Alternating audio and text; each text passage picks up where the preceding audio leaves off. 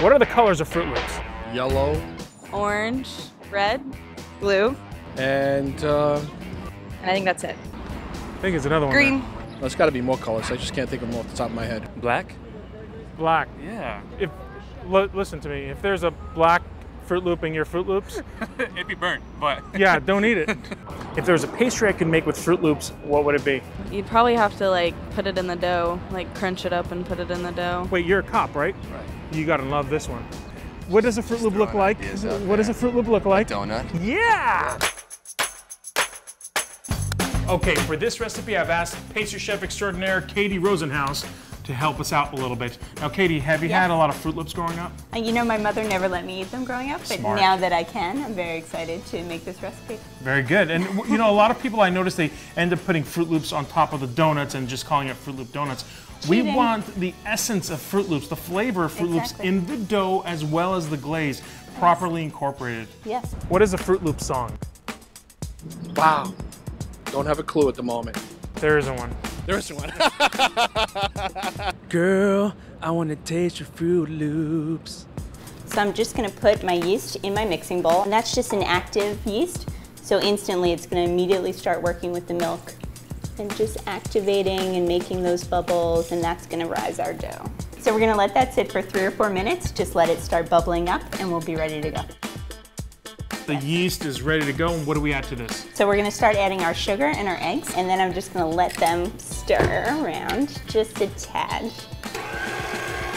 You want to break the egg yolks pretty much. Yeah, you wanna make sure that everything is combining nicely in the dough. You won't want any pieces of egg kind of sticking out. That's great.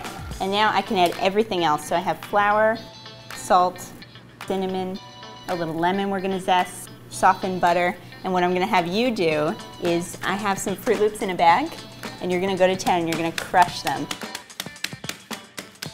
Would you come to my restaurant if I had a Froot Loop donut? Yeah. You would, right? Do you have a restaurant that has a Froot Loop donut? I don't even have a restaurant. So.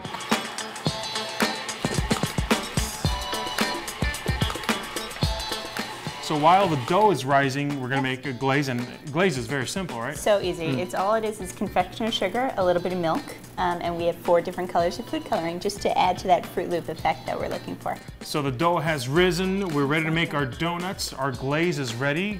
Yeah. Let's start rolling.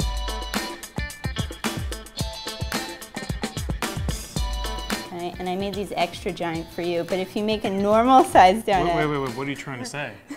Did you just call me fat? not in a million.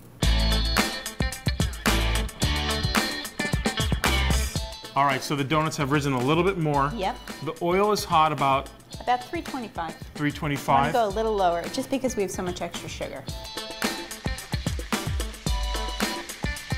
These look really sexy. I know. I never thought I would say donuts look sexy, but these donuts look great. So you're flipping them at this Yeah, point. I'm just starting to flip them over. There, you can see they're nice, that perfect golden brown. And they smell so wonderful.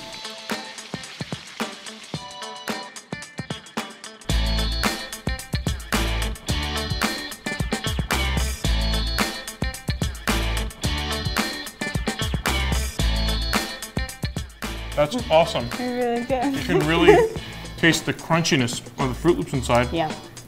And it does have that fruity flavor. And so flaky right on the outside, nice and tender in the middle. What's the next cereal? Oh, Lord. Cheerios. What, no glaze? No.